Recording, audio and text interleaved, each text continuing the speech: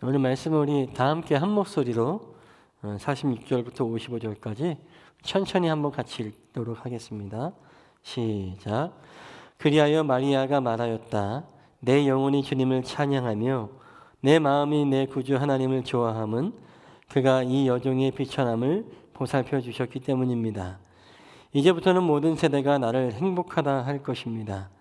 힘센 분이 나에게 큰 일을 하셨기 때문입니다. 그의 이름은 거룩하고 그의 자비하심은 그를 두려워하는 사람들에게 대대로 있을 것입니다.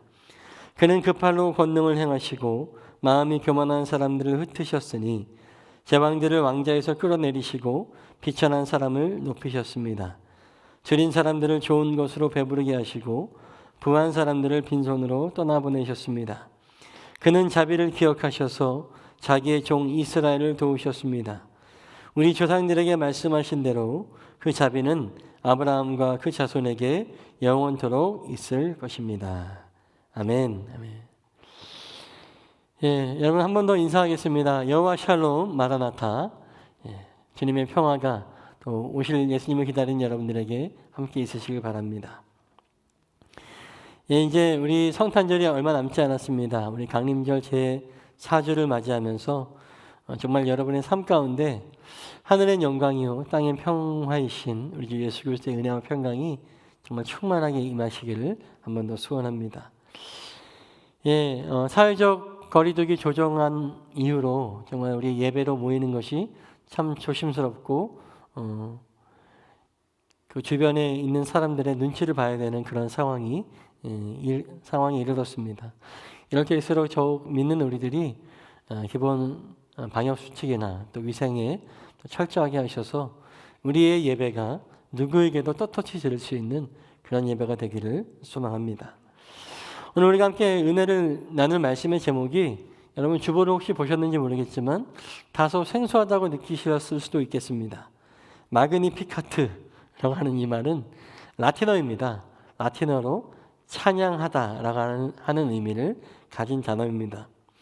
일반적으로 그 라틴어는요, 그 영문 발음 기호 그대로 읽는데요. 보통은 중간에 영문자 G자가 또 묵음이 되기도 해서 마그니피카트라고도 하고 또는 마니피캇이라고도 읽기도 합니다. 왜 이 이야기를 말씀드리냐면 오늘 본문의 말씀이 바로 예수님의 어머니 마리아가 복중에 하나님의 아들을 허락해 주신 것을 감사하며 하나님께 찬송과 영광을 돌리는 오늘 본문의 말씀이 마리아 찬가라고 하는 제목입니다. 즉 마리아가 돌리는 감사와 영광의 찬양이라는 뜻이 바로 이 마그니카트라고 하는 뜻입니다.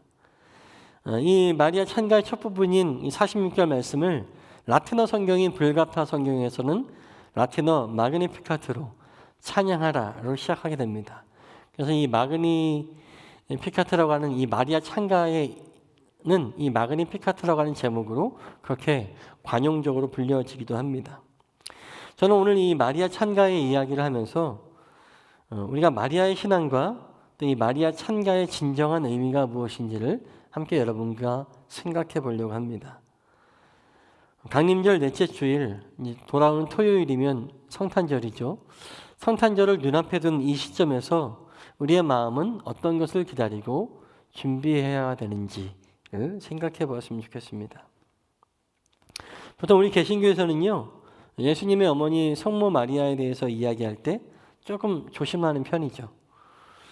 그도 그럴 것이 카톨릭 천주교에서는 성모 마리아를 거의 예수님과 동격으로 어떨 때는 그 이상으로 숭상하기 때문에 그렇습니다. 물론 정확히는 카톨릭에서도 성모 마리아를 어떤 신적으로 숭배하는 것은 아닙니다. 그냥 예수님의 어머니로서 드릴 수 있는 최고의 존경을 드린다라고 표현합니다.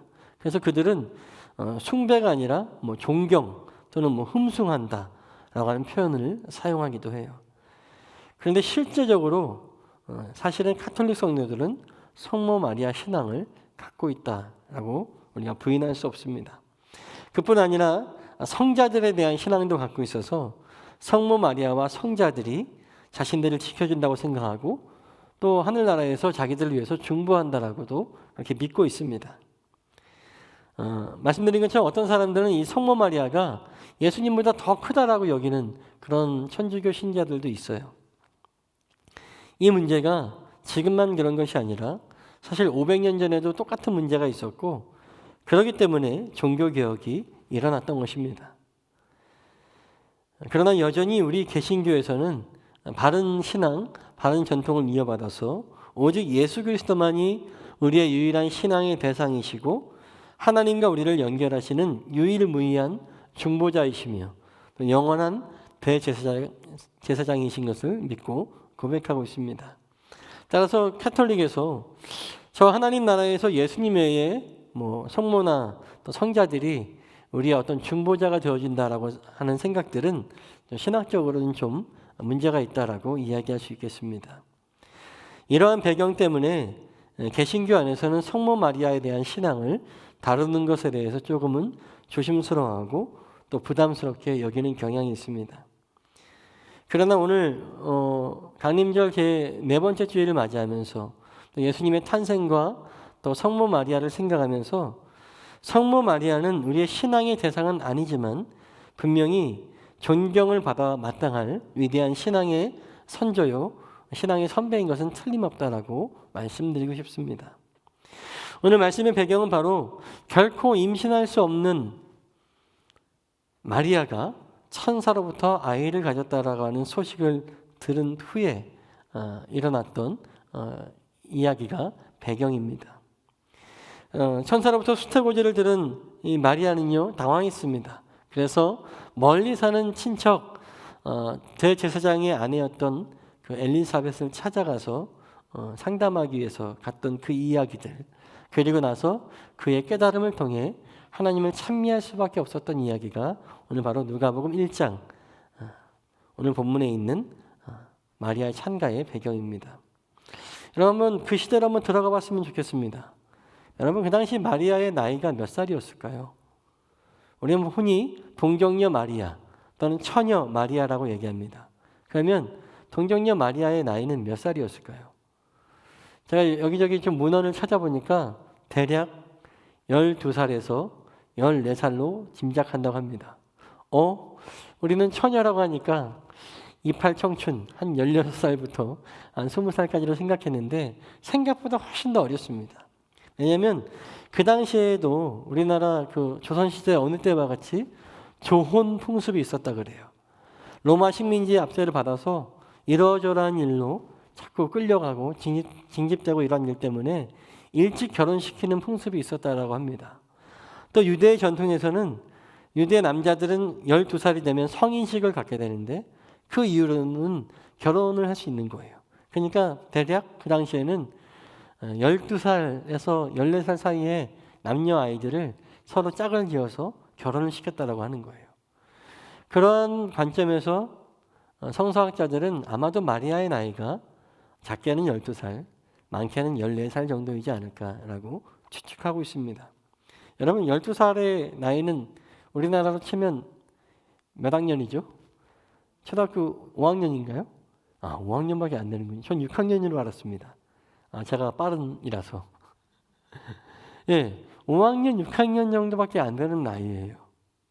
절대라는 표현이 좀 이상하지만 임신할 수 있는 상황이 아니죠. 또 어쩌면 아이를 가질 수 있는 여성의 어떤 신체적인 준비가 시작되지 않는 상황이었을 수도 있습니다. 또 그 당시에는 좀 폐쇄적인 사회잖아요. 남자를 알 수 있는 상황이 아니었고 절대 임신할 수 없는 상황이었는데도 불구하고 마리아는 아이를 갖게 된 거예요. 또한 엘리사벳은 어떻습니까? 엘리사벳은 성경에서 이미 경수가 끊어졌다. 우리 쉽게 얘기하면은 폐경기가 왔다라고 하는 거죠. 이미 폐경이 시작되어서 절대 아이가 생길 수 없는 신체의 상황이었음에도 불구하고 그 여인도 아이를 갖게 된 것이죠. 놀라운 기적이고 하나님의 능력이 아니면 될 수 없는 일이었습니다. 그뿐 아니라 엘리사벳의 복중에 있는 아이는 바로 세례 요한이고 마리아의 복중에 있는 아이는 예수 그리스도이셨죠. 세례 요한은 성서의 기존의 시대를 마무리하고 새 시대를 여는 마지막 예언자였고 예수님은 새로운 구원의 시대를 여는 분이었습니다. 이 놀라운 일들이 전혀 일어날 수 없는 상황 가운데 하나님께서는 엘리사벳과 마리아에게 태중의 아이를 허락하심으로 이 일들을 이루셨다라고 하는 것입니다. 이것은 무엇을 의미합니까? 사람이 의도하고 계획해서 되는 일이 아니라고 하는 것이죠. 하나님의 절대적인 주권으로 이 모든 구원의 역사를 이루셨다라고 하는 거예요. 그래서 오늘 누가복음에 나타난 이 엘리사벳의 찬가와 마리아의 찬가는 이 놀라운 하나님의 일하심을 찬미하고 선포하는 것입니다. 사랑하는 여러분, 하나님께서 오늘도 여전히 우리에게 역사하십니다. 우리에게 역사하시고 우리의 삶을 주관하시는 분은 도저히 인간적인 방법이 아니라 도저히 인간적으로는 생각할 수 없는 하나님의 방법으로 일하시는 하나님의 능력, 하나님의 계획하심 안에 우리의 삶도 포함되어 있다고 하는 것을 인정하시는 우리 모두가 되시길 바랍니다. 강림절 넷째 주일을 맞이하면서 그 성탄을 준비하는 우리에게도 불가능이 가능케 되는 하나님의 놀라운 복과 은혜가 또 우리를 통해서 일하기를 원하시는 하나님의 놀라운 계획이 우리 모두의 삶에 성취되기를 간절히 축복합니다. 누가복음 1장 29절의 말씀에 보면 마리아 앞에 천사가 나타나서 이렇게 얘기합니다. 기뻐하여라, 은혜를 입은 자야, 주님께서 그대와 함께 하신다. 마리아가 이 12살이라고 할게요. 12살의 이 어린 마리아가 갑자기 천사가 나타난 것도 깜짝 놀라겠는데 기뻐하라고 얘기하면서 은혜를 입은 자라고 얘기하면서 주님께서 너와 함께 한다라고 얘기했을 때 마리아는 놀라고 충격을 받았습니다. 그리고 뒤에 이어져서 네가 아이를 갖게 될 거야 라고 얘기 들었을 때 정말 깜짝 놀라고 뒤집어질 일이죠. 이 이야기를 들었을 때 마리아는 반문하였습니다. 무슨 뜻인지 궁금하게 생각했습니다. 아니 내가 남자를 알지도 못하고 어쩌면 내가 준비가 아직 안 됐는데 어떻게 아이를 가질 수 있단 말입니까? 하지만 말씀에 보면 마리아는 이내 말씀에 순종하였고 마리아는 하나님의 아들을 복중에 품게 된 세상의 모든 여인 중에 가장 축복받은 여인이 되었다라고 하는 것을 우리가 알 수 있습니다. 저는 이 마리아의 태도를 통해서 여러분들에게 나누고 싶은 것이 있습니다. 마리아가 직면하였던 놀람, 그리고 그 상황에 대해서 깊이 묵상하는 사색과 또 그 가운데 내게 생겨나는 질문에 대해서 그냥 묻어두고 믿고 따르는 것이 아니라 물어보았습니다. 어찌 내게 이런 일이 있을 수 있습니까? 라고 하는 반문. 그럼에도 불구하고 순종하였던 그의 태도를 통해서 마리아는 세상에서 가장 축복받은 여인이 되었다라고 하는 것입니다. 한번 따라해 보실까요? 놀람, 사색, 반문, 순종, 축복. 이 5가지는 사실 우리 신앙생활에서 경험할 수 있는 모든 상황 가운데 일어날 수 있는 반응들입니다. 우리는 하나님의 뜻을 구하면서 이 5가지 단계를 각자의 상황에 맞춰서 경험하게 돼요. 내게 일어난 일을 통해서 놀라게 되어지고 왜 내게 이런 일이 일어났을까 생각하면서 왜 하나님 나한테 왜 그러십니까? 라고 반문할 수 있습니다. 그 가운데 치열하게 갈등하고 치열하게 되물고 되물으면서 우리는 순종의 길로 나아가게 되는 거죠. 그때에 비로소 우리가 하나님께서 주시는 은혜의 축복의 길로 나아갈 수 있다고 하는 거예요.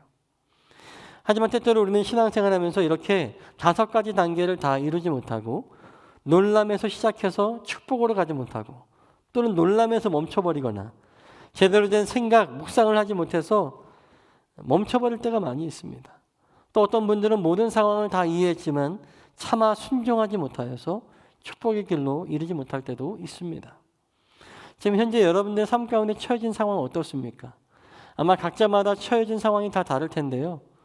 여러분들은 그 상황 가운데 충분히 사색하고 계십니까?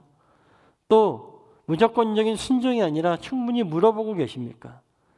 그럼에도 불구하고 내가 주님의 뜻에 순복하겠다고 순종하겠다라고 결단하고 계십니까?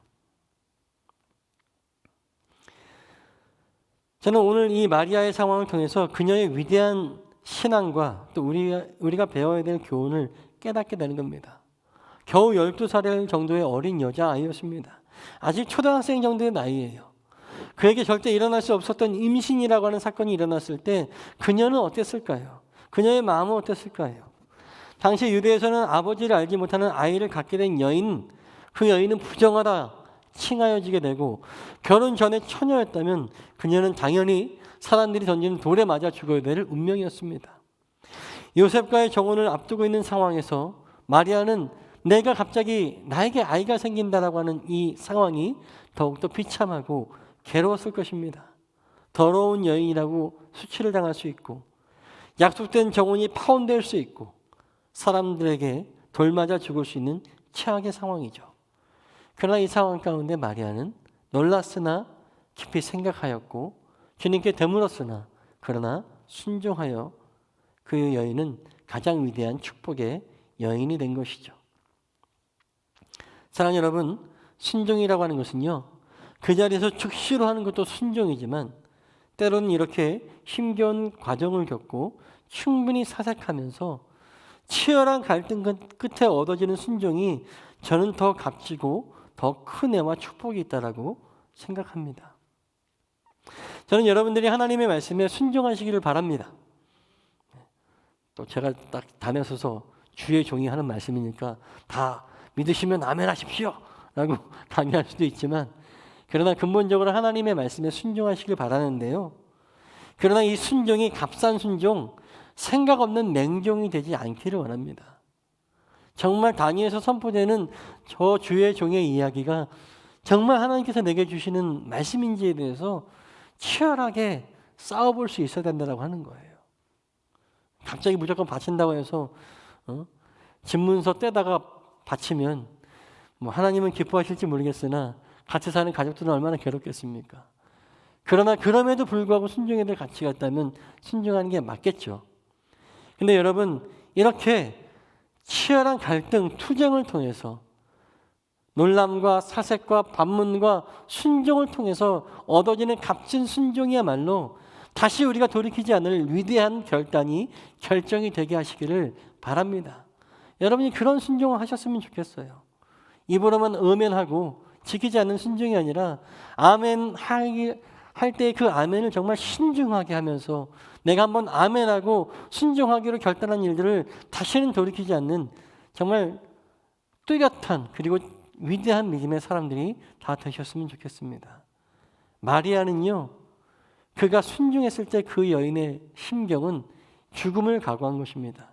내가 집안에서 쫓겨날 수 있고 혼인이 깨질 수 있고 나는 어디서든지 돌에 맞아 죽을 수 있어 라고 하는 그런 모든 상황을 다 이해하고 나서도 그러나 주님의 뜻을 받아들이고 순종하였기에 그 여인의 신앙은 위대한 신앙이 되었고 심지어 어떤 사람들은 그 여인의 위대함 때문에 착각하여서 그 여인을 신앙으로 둘 정도로 그 여인의 결단은 위대했다라고 하는 것입니다. 이런 위대한 순종들이 오늘 우리의 삶 가운데 있기를 간절히 소원합니다. 우리도 이 마리아와 같이 위대한 축복의 사람, 위대한 순종의 사람들이 되어야 하겠습니다. 마지막으로 이 마리아가 오늘 본문의 말씀에 하나님을 찬양하고 감사하였던 이 마그니피카트 안에는 정말 놀라운 메시지가 담겨져 있었습니다. 유명한 성서신학자 스탠리 존스는 이 마리아 찬가를 이렇게 얘기합니다. 마리아 찬가, 이 마그니피카트야말로 이 세상에서 가장 위대하고 훌륭한 개혁적인 문서이다 라고 얘기합니다. 이 마그니피카트에는요, 오늘 본문에는 세 가지의 중요한 개혁의 변혁의 메시지가 담겨져 있었습니다. 어쩌면 이 12살의 어린 마리아는 스스로 내가 비천합니다. 나는 주의 어린 계집종입니다 라고 고백했던 이 마리아도 내가 의식하지도 못한 채 자신의 복중에 있는 아들 예수가 이 세상에서 어떤 놀라운 일들을 행하실지 성령을 통해 그는 찬미하며 예언하고 있는 것이다 라고 생각됩니다. 그렇다면 예수님께서 오셔서 이 새로운 시대에 이루실 일들, 개혁의 일들이 무엇이겠습니까? 오늘 본문 51절과 51절부터 53절 이 세 절의 말씀을 다시 한번 우리가 좀 보겠습니다. 띄워주실 수 있으면 우리 말씀 한번 띄워주시면 좋을 것 같아요. 제가 읽어보겠습니다. 그는 그 팔로 권능을 행하시고 마음이 교만한 자들을 흩으셨으니 제왕들을 왕자에서 끌어내리시고 비천한 사람을 높이셨습니다. 줄인 사람들을 좋은 것으로 배부르게 하시고 부한 사람들을 빈손으로 떠나보내셨습니다. 라고 노래하며 고백했습니다. 여기서 세 가지를 찾아볼 수 있는데요.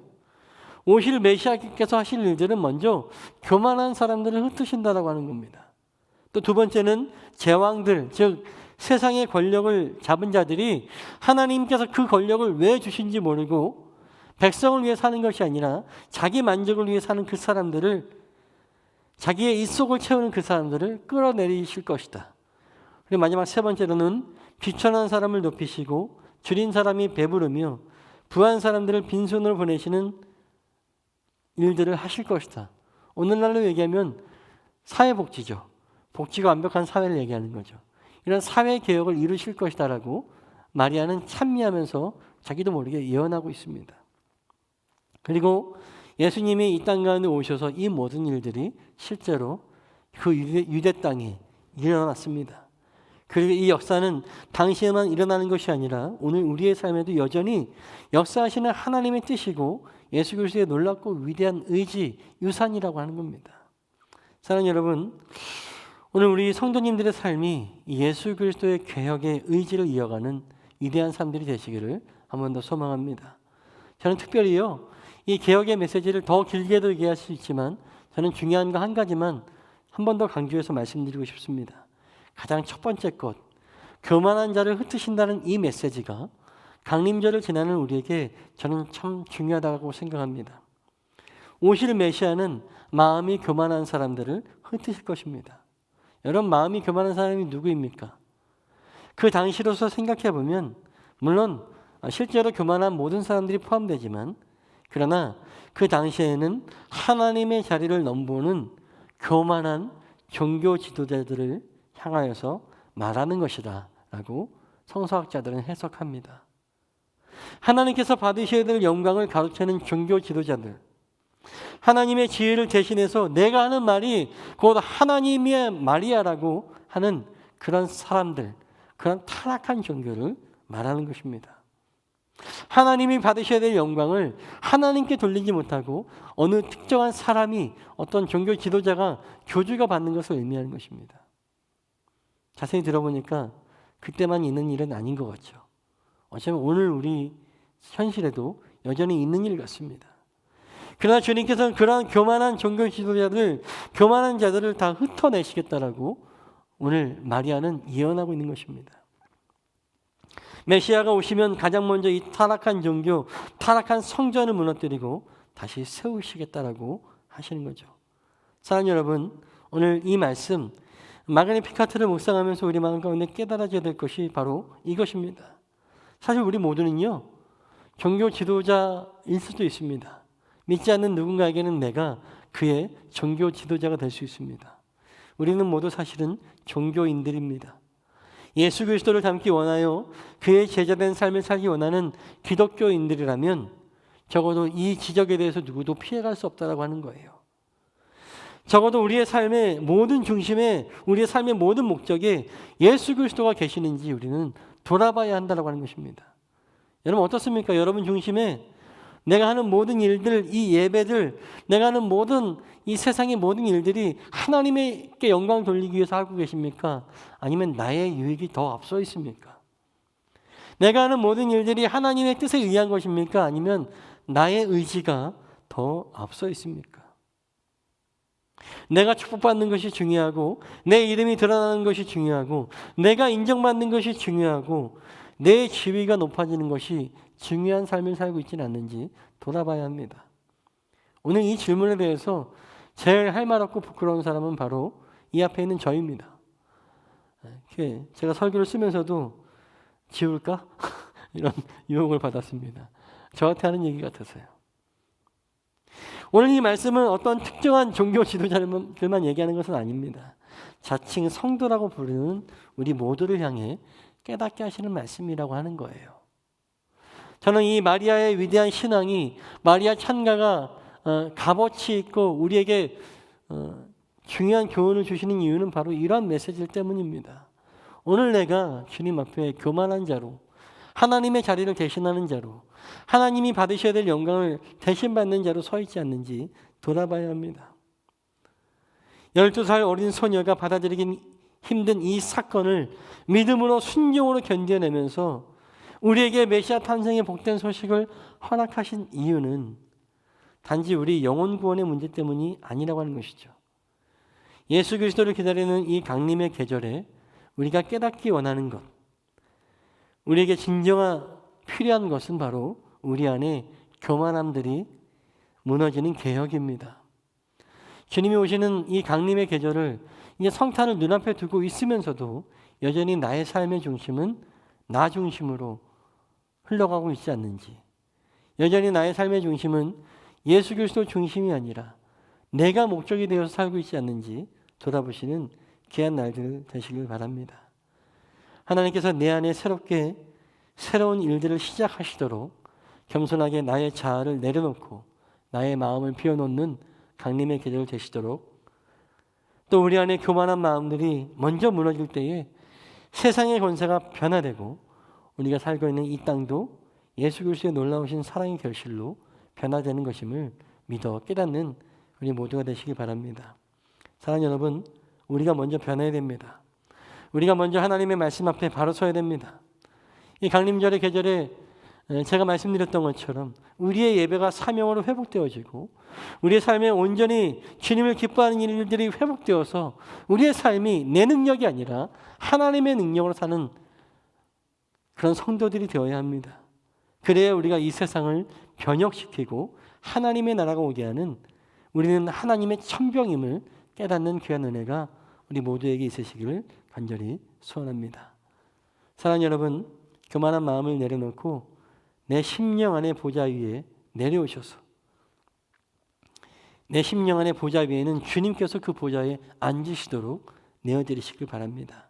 내 중심 아니라 주님 중심, 내 욕심 아니라 하나님의 의지가 실현되는 우리 모두의 삶을 통해서 온 세계와 열방 가운데 예수 그리스도의 탄생의 소식이 그들에게 복된 소식이 되게 하시는 우리 모두가 되시기를 주님의 이름으로 축원드립니다. 우리 함께 찬양하고 결단하고 기도하겠습니다. 우리 오늘 함께 부를 찬양은요, 다시 은혜로 서게 하소서라고 하는 찬양인데요. 이 찬양은 느헤미야서에 있는 말씀을 묵상으로 지어진 찬양입니다. 이 찬양이 오늘의 말씀의 맥락과 저는 잘 맞는다라고 생각해요. 다시 나 중심이었던, 인간적인 중심이었던 모든 것을 내려놓고 다시 하나님 앞에, 말씀 앞에 바로 서는, 은혜로 바로 서고 예배의 자리에 바로 서는 우리를 생각하는 그런 결단의 시간들이 되었으면 좋겠습니다. 주님의 말씀 앞에 서서 주님, 내가 사색하며 반문하며 치열하게 갈등하며 투쟁하게 하여 주시옵소서. 비단이 우리의 순종이 손쉬운 순종, 입으로만 하는 순종이 아니라 나의 인생의 방향을 완전히 전환시킬 만한 순종이 되게 해달라고. 주님, 우리의 교만한 마음이 무너지고 더 이상 나의 보좌에 내가 앉지 않는 그러한 순종을, 내 사람 하나님의 뜻만 드러나는 인생 되게 해달라고, 예배가 회복되게 해달라고, 기쁨이 회복되게 해달라고, 내 안에 하나님의 뜻이 회복되게 해달라고 우리 함께 찬양하며 결단하겠습니다. 낮은 성벽이 우리의 예배요, 회파된 영혼들 눈이 닿는 곳 모든 상황 답답해 캄캄한데 무너진 성전이 나의 맡은 사명, 잃어버린 영혼들 어디서 찾을 수 있을지 모르니 아버지 도우소서. 빛을 찾아서 나가자. 주님 앞으로 나가자. 앞으로 나가자. 말씀 앞에서 나서자. 다시 은혜로 서게 하소서. 우리의 영혼 주님 보좌 앞에 드립니다. 다시 예배를 회복시키소서. 무너진 성전이 서게 하소서. 다시 사명으로 서게 하소서. 우리의 생명 주님 보좌 앞에 드립니다. 다시 예배를 회복시키소서. 무너진 성전이 서게 하소서. 빛을 찾아서 나가자. 빛을 찾아서 나가자. 주님 앞으로 나가자. 주문 앞으로 나가자. 말씀 앞에서 서자. 다시 은혜로 서게 하소서. 우리의 영혼 주님 보좌 앞에 드립니다. 다시 예배를 회복시키소서. 무너진 성전이 손을 들고 고백합니다. 다시 사명으로 서게 하소서. 다시 사명으로 서게 하소서. 우리의 생명 주님 보좌 앞에 다시 은혜를